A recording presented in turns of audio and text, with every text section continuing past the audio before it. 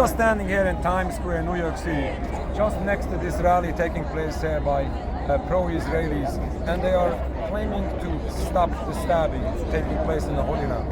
Well, the stabbing taking place in the Holy Land, the conflict from all sides, the suffering from all sides is very sad, it's very tragic.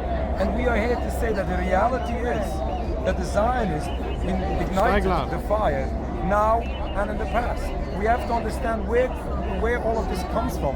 Where is this stabbing coming from? Where is this conflict coming from? Just 2 weeks ago, these Israelis went up to the Temple Mount and simply inciting the people, the Arab people who are praying there, and simply claiming, making a statement that show an example that they are ruling over the space, threatening the people that they are going to overtake it. This is exactly what is causing now these terrible tragedies that unfortunately we are hearing, we're seeing in the news. And this is exactly what is happening already for decades. Why in the world do the Palestinian people hate Israelis? What changed since the very beginning of Zionism before 1929? Just because what happened in the very beginning of Zionism, even way before 1948, at the Hebron Massacre 1929, when the Zionists incited the residents of Palestine to claiming that they are going to overtake the land. This is documented, there is many literature on this to study, and we have to understand that Jews did live in peace in Palestine before the movement of Zionism, before 1929, and unfortunately this was destroyed, this peace.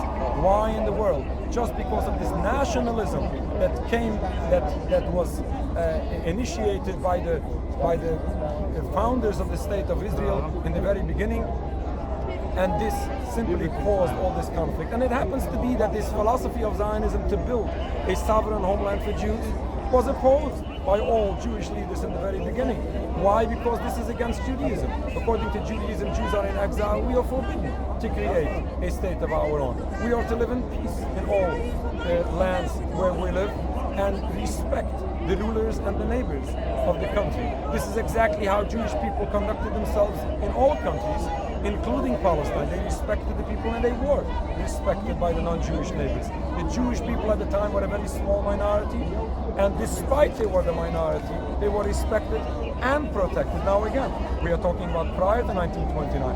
Unfortunately, since this conflict began, since these reckless people, since these people who are sacrificing not only Palestinian lives for their movement, they are sacrificing Jewish lives since the very beginning, just because they are a nationalistic movement.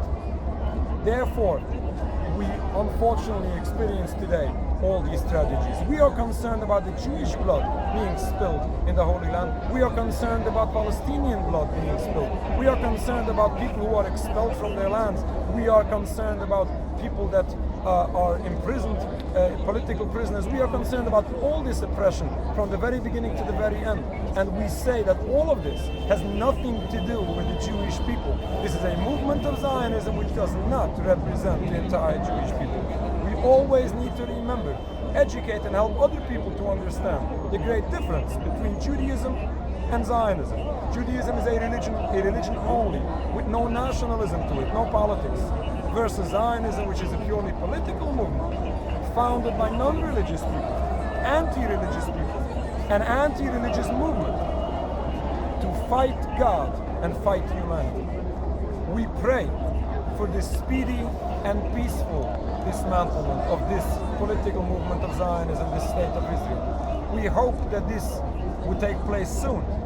At that time, we can hope that the peace that did exist in Palestine between peoples of all backgrounds, peoples of all religions, including Jewish people, Muslims, Christians, and others. We hope that this peace that did take place should be able to be the case in the future. We should merit to see that soon in our days. Ultimately, we pray for the revelation of God's glory throughout the universe, when all nations together will form one bond to serve the one God in peace and harmony. Thank you very much.